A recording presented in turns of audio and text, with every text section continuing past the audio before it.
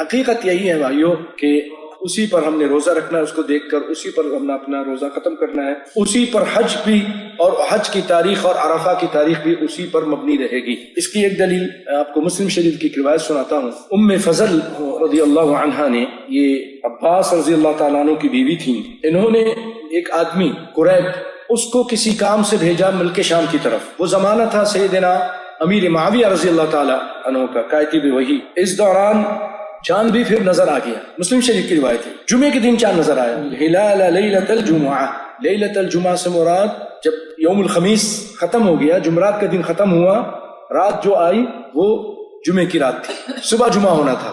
اپنا کام کر کے رمضان میں ہی واپس آ گئے قریب۔ سیدنا عبداللہ بن عباس حبر الامہ، وہ کہتے ہیں فسألنی عبداللہ بن عباس، مجھ سے عبداللہ بن عباس نے پوچھا، کچھ باتیں پوچھی، ثم ذکر الہلال، پھر چاند کا ذکر آیا، فقال متى رأيتم الهلال فقلت رأيناه ليلة الجمعة، ہم نے تو جمعے کے دن دیکھا، یعنی جمعے کی رات دیکھا، صبح جمعہ تھا اس دن دیکھا۔ فقال انت رأيته، آپ نے تاکید کی، تم نے بھی دیکھا؟ فقال نعم، میں نے دیکھا، ورآه الناس، اور لوگوں نے بھی دیکھا، وصام معاویہ، لوگوں نے بھی روزہ رکھا، اور سیدنا معاویہ نے بھی روزہ رکھا رضی اللہ عنہم اجمعین۔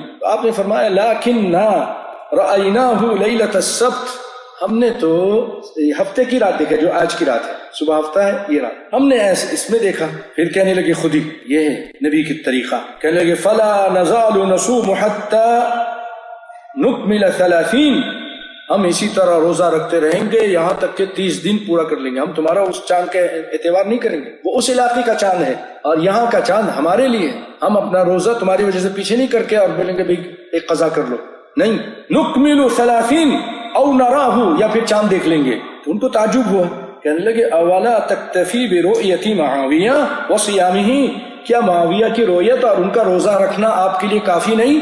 اس کو مان لیں، انہوں نے ہی تو دیکھا ہے۔ جانتے کیا جواب دیا؟